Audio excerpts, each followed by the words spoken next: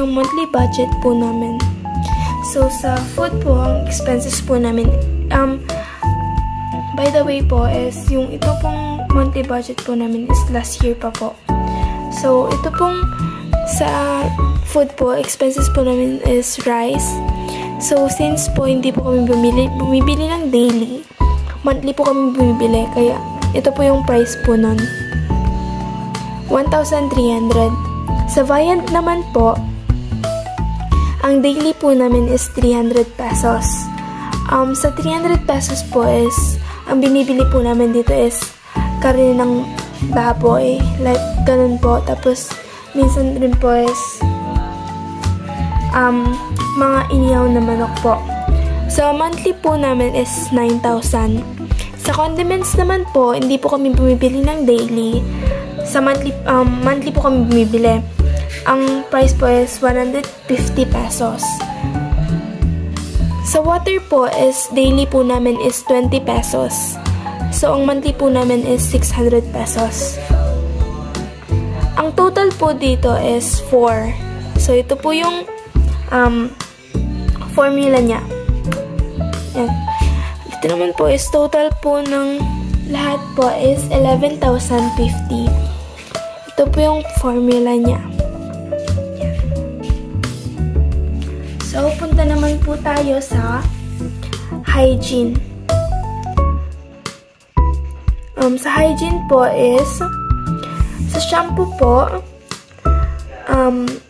monthly po na, hindi po kami bumibili ng daily. So, ang monthly po namin is 250 pesos. Ganon din po sa bath soap, 250 pesos din po. Sa toothpaste naman po is monthly rin po kami 120 pesos. Ang binibili po namin is yung 12 pieces po. So, sa cotton buds naman po is 30 pesos. Sa alcohol po is 90 pesos. Sa deodorant naman po is 150 pesos. So, ang total po dito, ito po ang formula, counta, 6 po. And dito naman po, ang total po niyan is 890. So, andito po sa taas yung formula. Yan, 890 pesos po. Punta naman po tayo sa utilities. Sa utilities po is yung electricity lang po. So, ang total po, monthly po namin sa electricity is 3,000. So, ang total po dito is isa lang po kasi electricity lang po. Tapos dito naman po is 3,000 po. Punta naman po tayo sa internet expense. Sa internet expense po namin is yung PLDT Wi-Fi. So, monthly po namin is 1,500. Ang total po dito is isa lang din po. Ito naman po is 1,500 po.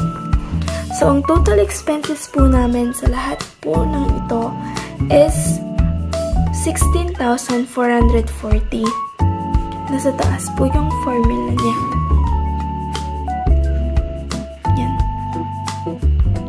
Punta naman po tayo sa salary.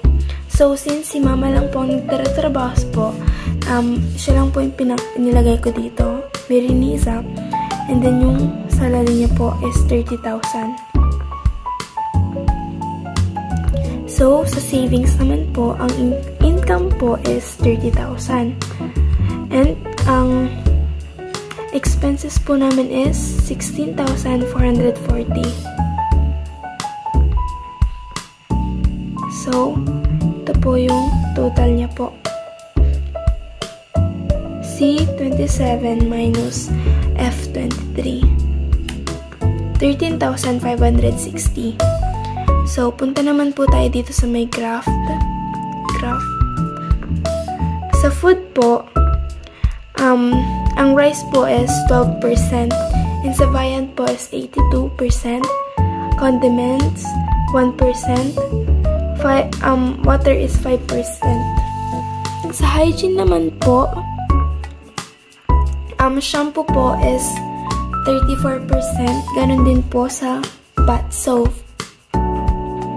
Sa toothpaste naman po is 16%. And sa cotton buds is 4%. And last po is yung alcohol is 12%. Dito naman po sa electricity is 100% po. And ganoon din po sa PLDT Wi-Fi. Ayun lang po. Bye!